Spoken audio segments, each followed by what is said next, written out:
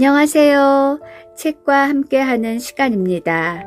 오늘은 역사학자 이이화의 역사 에세이 못다한 한국사 이야기 중에서 의병활동, 독립투사들의 의병활동에 관한 부분을 읽어보겠습니다. 고난의 역사를 잊고 있는 것은 아닌가. 필자는 어릴 적에 독립운동 지열사 같은 책에 있는 사진을 보면서 만주벌판에서 털모자를 쓰고 말 타고 달리는 독립투사가 아주 멋지다고 생각하였다. 그래서 크면 그런 독립투사가 되겠다고 결심을 하였다. 그러나 이것은 한낱 겉모습만 본 몽상이었다. 그들은 일제에 쫓겨 다니면서 한시도 편안한 적이 없었고 풀뿌리를 캐 먹으면서 굶주림과 추위에 떨어야 했다. 약 50년 동안 전개된 항일 독립운동은 세계사에서 유례를 찾을 수 없을 정도로 치열하였고 또 고난에 찬 역정이었다. 우리나라와 일본은 몇천 년을 이웃 나라로 지내면서 때로는 교류를 가지기도 하고 때로는 갈등을 겪기도 하였다. 하지만 이웃 사촌으로 오손도손 지내기보다 전쟁과 같은 심한 마찰을 빚어온 경우가 더욱 많았다. 일본은 신라 때부터 남해안 일대로 몰려와 끊임없이 노략질을 했고 가깝게는 조일 전쟁을 도발하여 약탈과 파괴를 자행하였다. 이럴 적마다 우리의 의병들은 줄기차게 일어나서 나라와 민족을 지켰다. 일제는 19세기에 들어 개항을 강요하고 불평등 조약을 맺어 우리의 자원과 식량을 실어 날랐다. 그들은 이런 재물을 자기네들 자본주의 발달에 이용하여 오늘날까지 번영을 누리고 있다. 더욱이 19세기 말에는 경제 수탈만이 아니라 정치, 군사적으로 식민지화를 꾀하였다. 그리하여 1894년 동학농민전쟁이 일어난 것이다. 그러나 그 뒤에 일제는 더욱 노골적으로 식민지 경영을 추진하였다. 1895년 들어 일제는 그네들 말을 고분고분 듣지 않고 청나라에 접근하는 민비를 살해하였다.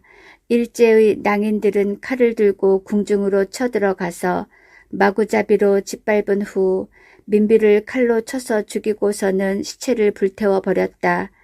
그리고 그들이 꼭두각시인 개화 정권을 시켜서 상투를 자르게 하는 단발령을 내렸다. 칼을 찬 순검들은 길목마다 지키고서 상투를 잘라냈다. 이때 온 나라에서는 이에 항거하며 일제를 몰아내려고 의병이 일어났다. 이때의 의병은 유림이 중심이었다.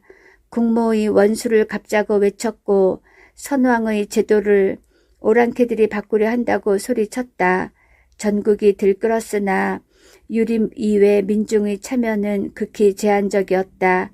그 까닭은 살아남은 평민 출신의 동학농민군들이 쫓겨다니고 있었던 것이다. 또 국모의 시해나 의관 제도를 고치는 것은 민중의 의식과는 좀 거리가 있다는 분위기가 깔려 있었다. 일제는 1905년 우리나라의 외교권을 박탈하고 이어 군사경찰권까지 빼앗아 갔다. 대한제국은 이름만 남았을 뿐 껍데기에 불과했다. 그리고 식량을 빼내가고 대신 기계로 짠 옥양목의 수입으로 농민 경제가 완전히 식민지 구조로 바뀌게 되었다. 이리하여 의병들이 다시 전국에서 일어났다. 예전과는 달리 유림을 비롯하여 벼슬아치 출신, 농민, 지도자, 포수 등 모든 신분 계층의 사람들이 참여하였다. 이때의 의병 부대는 지구전을 벌였다. 도시 점령을 시도하기도 하였으나 실패하고 산악지대에 근거지를 두고 유격전을 시도하였다.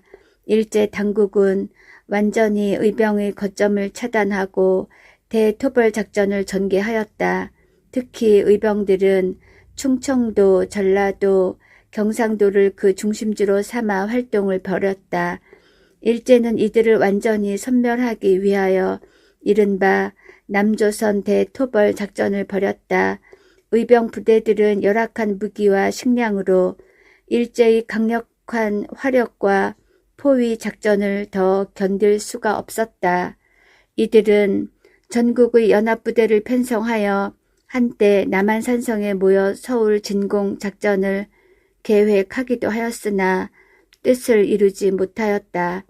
이들은 문경세제와 지리산의 산 골짜기에서 피를 뿌리며 죽어갔고 임진강과 낙동강에 시체로 내던져졌다.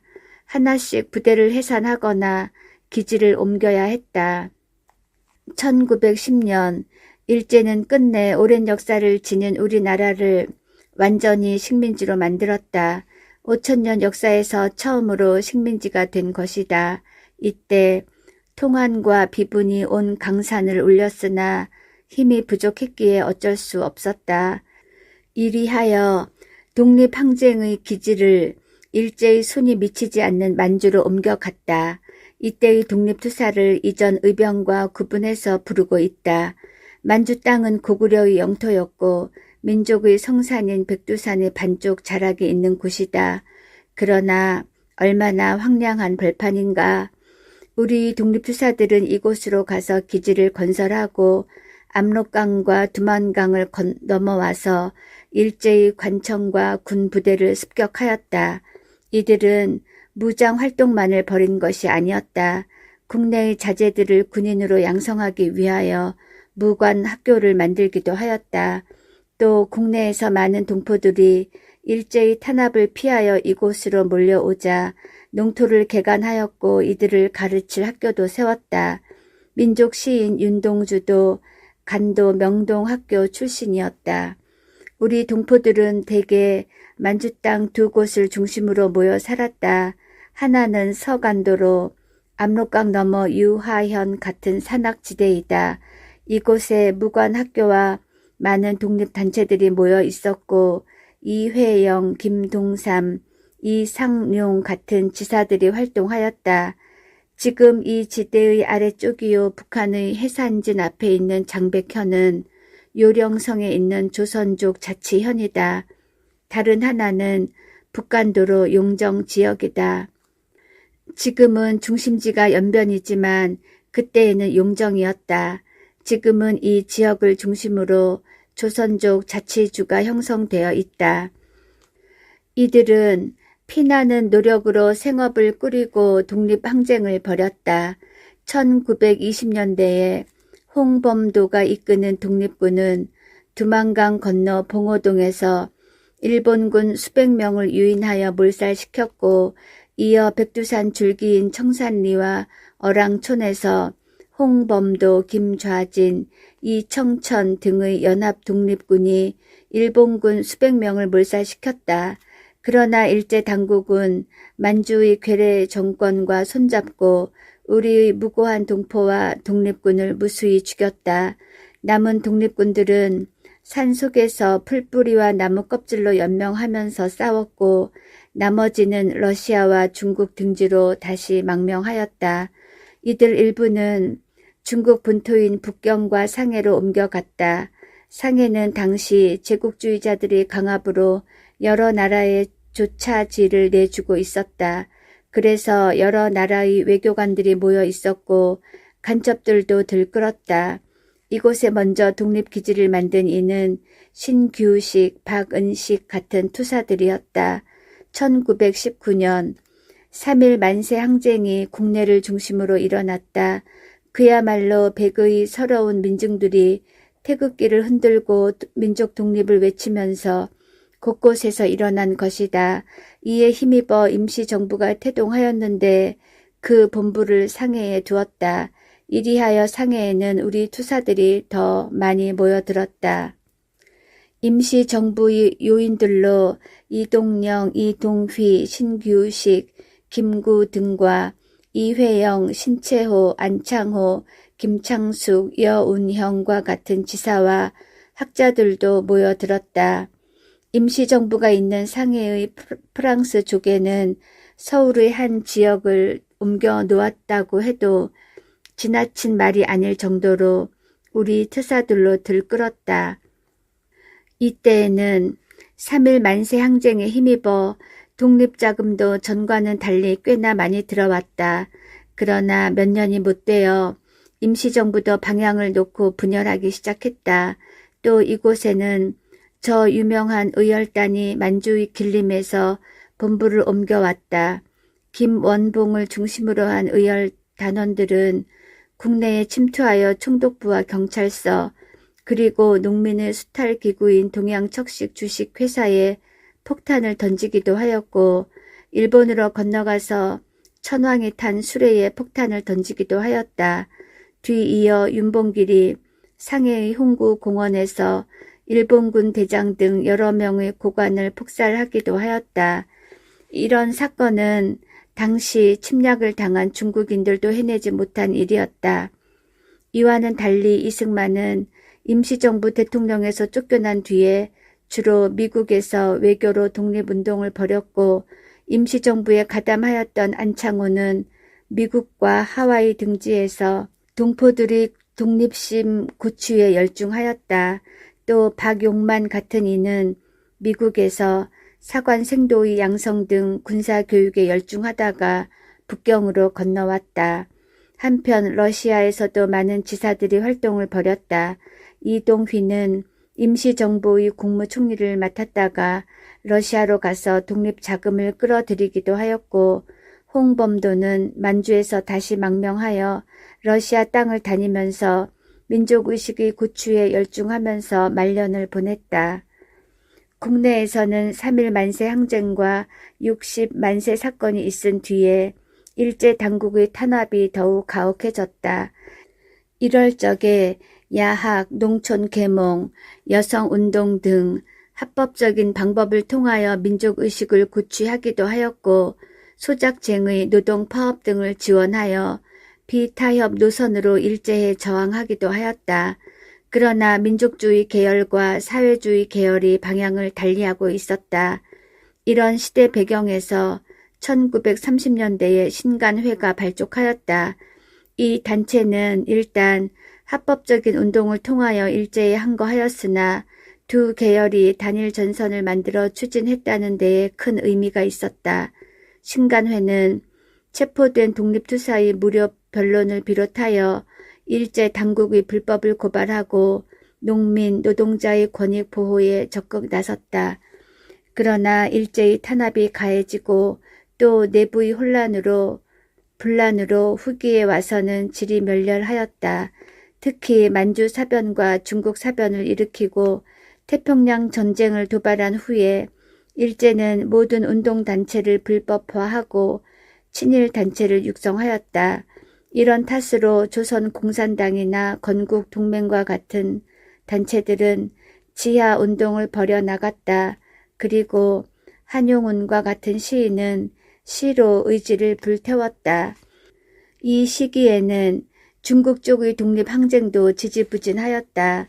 일제가 만주를 괴뢰로 만들어 실질적으로 식민지 지배를 하고 중국 본토도 북경 상해 등지까지 차지하였기 때문에 우리의 독립단체들은 러시아나 중국의 오지로 옮겨가야 했다. 그리하여 간도나 북경, 상해는 독립군의 기지가 될 수 없었다. 이 무렵에 중국군과 조선군으로 편성된 항일 연군의 활동이 있었는데 김일성은 조선군 부대의 지휘 책임을 맡고 있었다. 그는 조선 독립군을 이끌고 압록강을 건너 해산진을 습격해 헌병 주재소와 우체국 등 관공서를 불태우고 일제 경찰과 군사를 죽이고 유유히 물러갔다. 이 사실이 동아일보, 조선일보에 대대적으로 보도되어 국내의 인사들을 감동시켰으며 일반 사람들은 귓속말로 김일성의 무용담을 주고받았다. 그리하여 김일성은 국내에 널리 알려지게 되었다. 이에 대해 일제는 용정의 우리 동포 마을을 불태우고 주민들을 모조리 죽인 적도 있으며 여기저기 첩자를 풀어놓아 독립투사들을 검거하였다. 그리하여 임시정부도 중경 등지로 옮겨갔으며 의열단도 남경 등지를 전전하였다.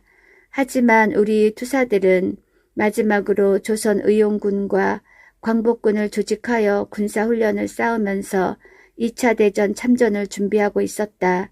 더욱이 광복군은 중국의 가장 서쪽에 위치한 서안에도 지부를 두고 활동을 벌였다. 조선 독립동맹과 그 산하의 조선의용군은 더욱 오지인 연안이나 태항산 지구에서 일제에 맞서 항쟁을 벌였다. 조선 독립동맹이 바로 일제의 최후까지 항쟁을 벌인 단체일 것이다. 이들의 고난은 이루 형언할 수가 없었다. 나라 잃은 서름으로 온갖 학대와 수모를 받으면서 며칠씩 굶는 일은 예사였고 잠자리가 없어서 찬 이슬을 맞고 잤으며 해진 옷을 입고 추위에 떨어야 했다. 일제에 잡히면 팔과 다리가 부러지는 모진 고문을 겪어야 했다. 이회영과 신채호는 대련의 감옥에서 옥사하였으며 김창숙은 다리가 부러져서 안진뱅이가 되었다. 우리의 민중들은 만세만 부른 것이 아니었다. 19세기 말 나라가 빚더미에 쌓여 대구에서 국채부상운동이 벌어졌을 적에 여자들은 금비녀를 뽑아 바쳤고 3.1 만세항쟁 때에는 진주의 기생들도 만세에 참여하였다. 그 뒤에 독립투사들이 군 자금을 모으려고 국내에 들어오면 사람들은 몰래 돈을 거두어 주었다. 여기에는 지주도 있었고 자본가도 있었으며 양반도 백정도 있었다. 독립투사들이 숨어들면 목숨을 내놓고 숨겨주었다. 물론 일제가 부리는 밀정도 있었고 순사가 무서워 고발하는 사람도 있었으나 이는 어디까지나 소수였다. 해외 동포들은 더욱 열성으로 군 자금을 대주었다. 하와이에서 인간 대접을 못 받으면서 사탕수수 노동을 하던 동포들은 달마다 월급에서 돈을 떼어냈으며 남미에 이민 가서 목구멍에 풀칠도 못하던 동포들도 생활비를 쪼개 상해로 보내주었다.